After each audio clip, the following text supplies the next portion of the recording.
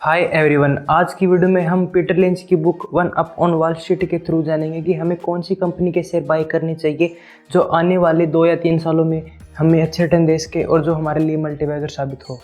Peter lynch America के number 1 money manager रह चुके हैं। उनकी लीडरशिप में फिडेलिटी फंड 1977 से 1990 तक दुनिया का नंबर 1 फंड बना रहा। तो चलिए दोस्तों, आज की इस वीडियो की शुरुआत करते हैं। तो वीडियो को एंड तक जरूर देखें ताकि आप पीटर लिंच की इन्वेस्टिंग स्ट्रैटेजी के बारे में अच्छे से जान सकें और इस वीडियो से बेस्ट आउटपुट ले सकें। पीटर लिंच कहते हैं कि स्टॉक मार्केट में 20 साल रहने के बाद मेरा ये बिलीव है कि जो इंसान अपने माइंड का 3% यूज भी करता है वो प्रोफेशनल्स की तरह ही या फिर कई मामलों में उनसे बेहतर स्टॉक एनालिसिस कर सकता है। इन्वेस्टिंग में प्रोफेशनल्स उतने भी स्मार्ट नहीं होते और शौकिया इन्वेस्टर इतने भी बेवकूफ़ नहीं होते जितना उन्हें माना जाता है। तो आज से उन शेयर्स को इग्नोर कर दें जिनके बारे में आप सुनते हैं कि पीटर लिंच या वॉरेन बफे खरीद रहे हैं और हमेशा इन्वेस्टिंग का काम अपने खुद के दम पर करें। कोई भी इन्वेस्टर मल्टीबैगर कंपनी को चूज़ कर सकता है अगर वो अपने ऑफिस में या शॉप में या रेस्टोरेंट में ध्यान दे जहाँ कोई अच्छा या न्यू बिजनेस स्टार्ट हुआ हो, क्योंकि अक्सर हमें मल्टीबैगर वहीं पे मिलते हैं। अगर आपने आज से 10 साल पहले मारुति सुजुकी की एक कार 5 लाख में खरीदी होती और उसके साथ 5 लाख रुपए मारुति सुजुकी के शेयर में इन्वेस्ट कर दिए होते तो आज आपकी कार की वैल्यू तो शायद 1 लाख रुपए भी नहीं है, लेकिन आपके शेयर्स की वैल्यू आज 30 लाख होती। तो चलिए दोस्तों, आप आगे बढ़ते हैं और जानते हैं कंपनीज की 6 कैटेगरी बारे में जिनके बारे में पीटर लिंच ने अपनी बुक में बताया है। फर्स्ट कैटेगरी है स्लो ग्रोथ कंपनी। ये कंपनी बहुत ज़्यादा टाइम से मार्केट में होती है। ये स्टार्टिंग में तो फास्ट ग्रोथ कंपनी होती है लेकिन बाद में इनकी स्पीड स्लो हो जाती है। आमतौर पे गवर्नमेंट कंपनी इस कैटेगरी में आती है। इस टाइप की कंपनी लगातार अच्छे डिविडेंड देती रहती है और कोई भी कंपनी लगातार अच्छे डिविडेंड तभी देती है जब वो बिजनेस को एक्सपेंड करने के तरीके नहीं सोच पाती। सेकंड कैटेगरी है पावरफुल कंपनी। इस कैटेगरी में रिलायंस, TCS, इन्फोसिस जैसी कंपनी आती है। इनकी ग्रोथ इतनी फास्ट नहीं होती लेकिन स्लो ग्रोथ कंपनी से फास्ट होती है। इनके रिटर्न हर साल लगभग 10 से 12% होते हैं। आपको अपने पोर्टफोलियो में कुछ पावरफुल कंपनी के स्टॉक्स भी रखने चाहिए क्योंकि रिसेशन के टाइम इनसे काफ़ी सिक्योरिटी मिलती है। इनके स्टॉक प्राइस ज़्यादा ऊपर नीचे नहीं होते।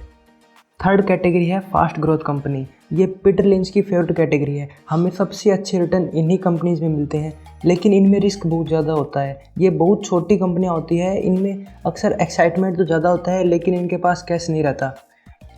फास्ट ग्रोथ कंपनी में हमें वो कंपनी चूज़ करनी चाहिए जिनकी बैलेंस शीट अच्छी हो और जिनको अच्छा प्रॉफिट हो रहा हो। फोर्थ कैटेगरी है साइक्लिक कंपनी। इस कैटेगरी में वो कंपनी आती है जिनकी सेल्स एंड प्रॉफिट लगातार घटते बढ़ते रहते हैं। Steel company, auto company, chemical इस कैटेगरी में आती है। रिसेशन से निकलने पे ये कंपनी अच्छी ग्रोथ दिखाती है और इनके share price fast growth company से भी ज़्यादा जल्दी ऊपर जाते हैं, लेकिन रिसेशन के टाइम ये कंपनियां बुरी तरह पिट जाती है। इन कंपनियों में टाइमिंग सबसे ज़्यादा इंपॉर्टेंट होती है। अगर हम गलत टाइम पे इस कंपनी के शेयर खरीद लेते हैं तो हमें 50% से भी ज़्यादा का नुकसान हो सकता है। फिफ्थ कैटेगरी है turnaround company. Turnaround company पिटी हुई कंपनी होती है। ये कंपनी बैंकरप्ट होने की कगार पर होती है। इनमें कोई ग्रोथ नहीं होती। वोडाफोन आइडिया और जोमेटो भी इसी कैटेगरी में आती है। इन कंपनी में कभी कभी बड़ा प्रॉफिट होने की संभावना रहती है लेकिन ज़्यादातर मामलों में ये कंपनियां बहुत अच्छा रिटर्न नहीं दे पाती। सिक्स्थ कैटेगरी है प्रॉफिट वैल्यू कंपनी। इस टाइप की कंपनी के पास कोई वैल्यूएबल चीज़ होती है जिसके बारे में आपको तो पता होता है लेकिन स्टॉक मार्केट की क्राउड ने उसे इग्नोर कर दिया है। वो वैल्यूएबल चीज़ कोई रियल इस्टेट हो सकती है या फिर हो सकता है कि कंपनी के पास बहुत सारा कैश पड़ा हो। अक्सर इनके शेयर इनकी रियल वैल्यू से काफ़ी कम पर ट्रेड कर रहे होते हैं। ये सभी कंपनियां हमेशा एक ही कैटेगरी में नहीं रहती। बहुत सी कंपनी की शुरुआत तो फास्ट ग्रोथ कंपनी से होती है लेकिन कुछ टाइम के बाद वो स्लो ग्रोथ कंपनी या दूसरी कैटेगरी में कन्वर्ट हो जाती है। तो चलिए दोस्तों, आगे बढ़ते हैं और जानते हैं कि पीटर लिंच के अकॉर्डिंग हमें कौन सी कंपनियों पर नज़र रखनी चाहिए। पीटर लिंच ने अपनी बुक में बहुत से पॉइंट्स के थ्रू बताया है कि हमें कौन सी कंपनियों के ऊपर नज़र रखनी चाहिए। तो चलिए दोस्तों, उन्हीं में से कुछ पॉइंट्स पर नज़र डालते हैं। फर्स्ट पॉइंट, यह कंपनी कोई बोरिंग काम करती हो। इस टाइप की कंपनी पे लोगों का ज़्यादा ध्यान नहीं जाता है और इस टाइप की कंपनी इन्वेस्टिंग के लिए बहुत अच्छी मानी जाती है क्योंकि फिर इनके बिजनेस में कंपटीशन बहुत कम रहता है। सेकंड पॉइंट, ये एक स्पिन ऑफ कंपनी हो। स्पिन ऑफ कंपनी आमतौर पे वो कंपनी होती है जो पहले किसी कंपनी का पार्ट थी लेकिन बाद में उन्हें अलग कर दिया गया। ऐसी कंपनी अक्सर बहुत ज़्यादा प्रॉफिटेबल इन्वेस्टमेंट साबित होती है। थर्ड पॉइंट, किसी म्यूचुअल फंड या FIs और DIs के पास उस कंपनी के शेयर नहीं है। अगर आपको कोई ऐसा शेयर मिल जाता है जिसमें किसी फंड मैनेजर या बड़े फंड का इन्वेस्ट ना हो तो आपको बहुत अच्छी कंपनी मिल गई है। ऐसी कंपनी की तलाश करें जिसके बारे में आज तक किसी भी फंड मैनेजर ने नहीं सुना हो और इस बात की संभावना है कि आपको बहुत अच्छी कंपनी मिल जाएगी। फिफ्थ पॉइंट, यह कंपनी ऐसी इंडस्ट्री में है जिसमें कोई ग्रोथ नहीं है। आपको ये बात अजीब जरूर लगेगी, लेकिन ऐसा इसलिए क्योंकि हॉट इंडस्ट्री के प्रोडक्ट के मामले में 1000 IIT ग्रेजुएट ये पता लगाने की कोशिश करते हैं कि इसको और सस्ता कैसे बनाया जाए।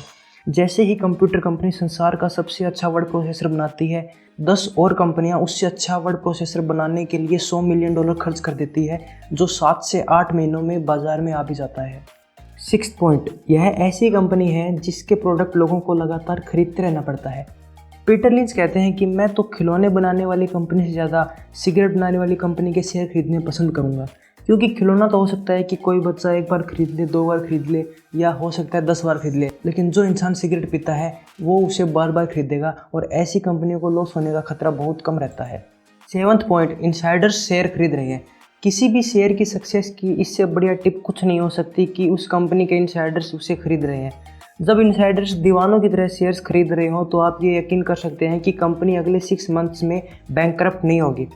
इनसाइडर्स के शेयर सेल करने को ज़्यादा सीरियसली नहीं लेना चाहिए, क्योंकि हो सकता है कि कंपनी के प्रमोटर को कुछ रुपए की ज़रूरत हो अपने पर्सनल यूज़ के लिए, लेकिन इनसाइडर्स के खरीदने की सिर्फ एक ही वजह होती है, प्रमोटर को लगता है कि मार्केट कंपनी की वैल्यू को कम आंक रहा है और फाइनली शेयर का प्राइस ऊपर जाएगा। 8th पॉइंट, हमें ऐसी कंपनी पे नज़र रखनी चाहिए जो अपने शेयर बाईबैक कर रही है। शेयर बाईबैक करना वो सबसे अच्छा तरीका है जिससे कोई कंपनी अपने इन्वेस्टर्स को फ़ायदा पहुंचा सकती है। अगर किसी कंपनी को अपना फ्यूचर ब्राइट दिख रहा हो तो वो अपने शेयर्स बाईबैक क्यों नहीं करेगी। अक्सर कंपनियां मार्केट प्राइस से ज़्यादा प्राइस पे शेयर बाईबैक करती है। तो चलिए दोस्तों एक एग्जांपल के थ्रू समझते हैं।